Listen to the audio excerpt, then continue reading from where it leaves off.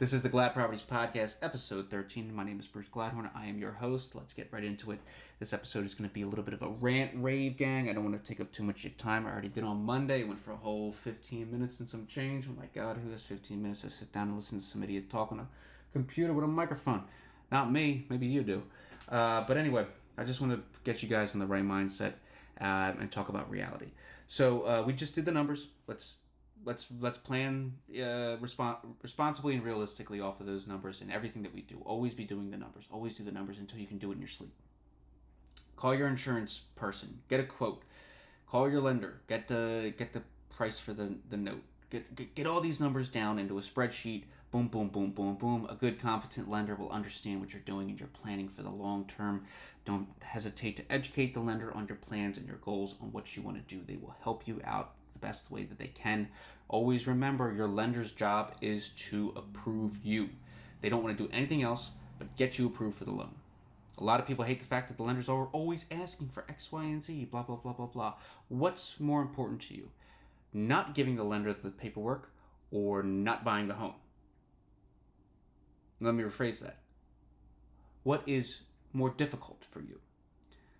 Giving the lender the paperwork or not buying the home? You tell me. That's up for you to decide. So plan realistically. Get your 6, 10, hell, you can even get 20-year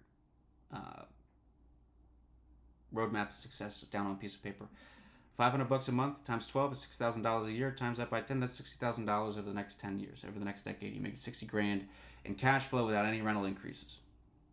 So what does that mean for you? Well, if you look at what a average rental property costs in your market, wherever you want to do business, you tell me. It doesn't matter to me. In my market, well, one of my markets up here on this side of the Mason-Dixon, $150,000 home would get you a pretty standard rental property, maybe even $200,000. So what do I need for that? I need $15,000 for the note on a $200,000 property.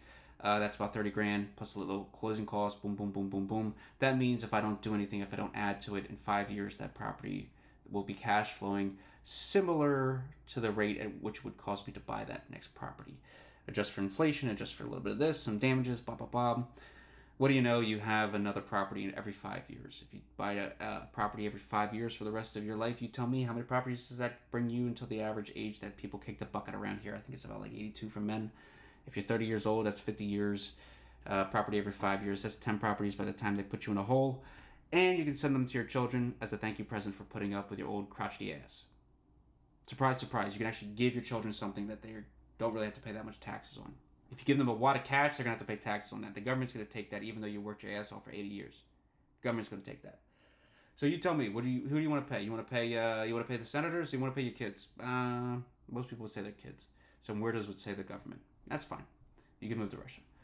But we don't do real estate for paying taxes and dealing with the government. We do real estate because we're getting into the housing industry. The government sucks at housing. It's the only thing that they suck at, really, across the board. They're not good at a lot of stuff. They're great at some things, but in general, housing, most governments suck. It's expensive, especially if your country's huge, like this one. You have millions of people to take care of already. In terms of low-income individuals, free this, free that, help here, help there, tax money, boom, boom, boom.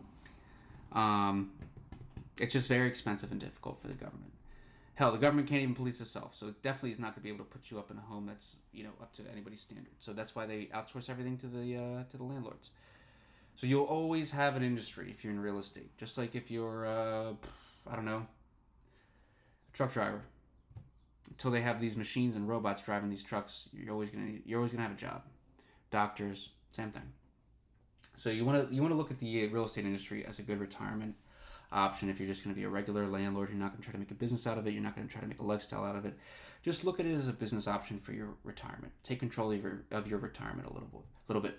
If I, in the next 90 seconds or less, can give you an idea of something that I would do if I was a W-2 wage earner, which I'm not. I'm a 1099 employee and a small business owner. This is what I would do. The other half of this business is doing this, so we're learning from example. We'll address that in a future episode.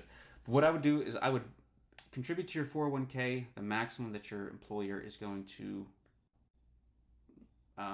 match you at. I wouldn't know where this begins or ends. 5%, 10%, you tell me. Contribute the minimum. And just know that you're probably not going to get your money's worth out of that 401k. But what you're doing is you're getting free money.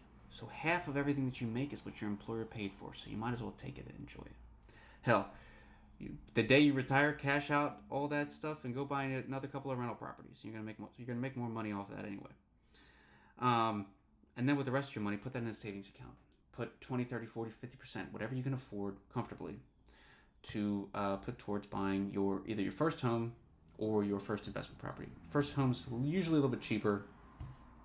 The mortgage is about 5% for a conventional loan or 3.5% for an FHA loan. If you're going FHA and you're a single person, male, female, or whatever, it doesn't matter to me, you should be buying a 2-unit property with an FHA loan, 3.5% down, period. No buts, no coconuts. The tenant lives downstairs, you live upstairs.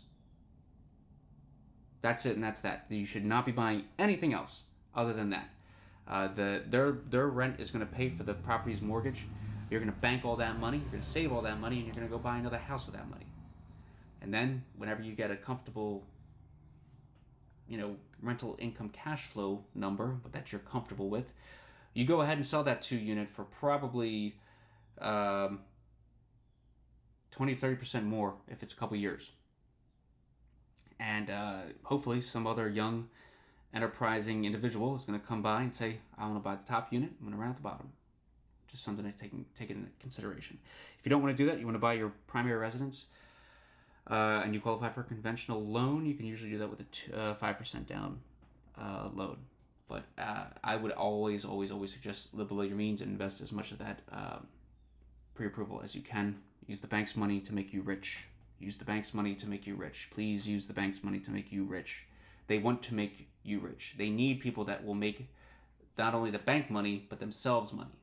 So if you keep making the bank a lot of money, the bank isn't really going to bat an eye. One, if you screw up, it happens, whatever, it's business. Or number two, if you ask for a little bit of, extra icing on the cake, they might say, hey, yeah, you know what, you're a good earner. Here's the money. Take it and run. So that's just a little bit of mindset. So plan, use your resources, try to be as successful as possible, and literally don't sleep until you have what you want. It's just that simple. In the next couple of months, we have a few interviews coming out. Voices from the industry. Some tremendous people coming on. Some people that I work with, work for me, I work for. We have our... what do we have? We got theme for September is going to be back to school, get your education. I'm going to start to build in once a week an educational podcast that you can follow along with me. We're going to start doing a video series. We're going to actually go out to properties and we're going to look at them. I'm going to show you what I see. I'm just going to rant and ramble. You can watch it. You don't have to watch it. It's not about me. It's not about my ugly mug. It's about seeing the property. It's about seeing the value. It's about seeing the numbers. It's all about what you see. I don't want you to see me. Far too often do I see people on YouTube teaching you how to do stuff and it's just look at me, look at me, look at me. Now, I'm sick and tired of that. I want you to see it. I want you to see the properties. If you need somebody to go along with you to look at a property, invest in a property, talk about a property, just reach out to us. We're happy to help. Out of 100 people that have ever told me that they want to invest in real estate, 95% of the people never have a follow-up conversation because they just quit. It's so easy to do. They just quit. So get rid of them.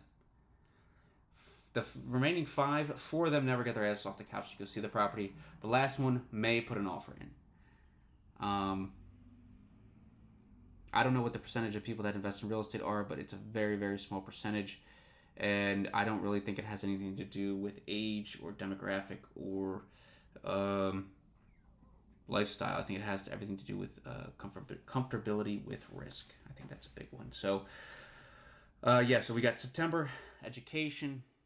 October is going to be a fun one. We're going to have a lot of laughs. We may cry a little bit. It's going to be horror stories in the real estate industry. I got enough of them to put a baby to sleep.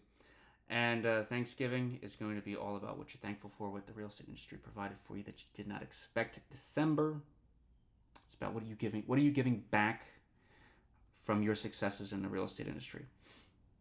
We're going to go and we're going to do all this. It's going to be fantastic. It's going to be tremendous. It's going to be awesome. You're going to learn something. You're either going to do something with it or you're not. I don't care. At the end of the day, it's your life. You do what you want. But until next time, gang, stay safe. Talk to you soon.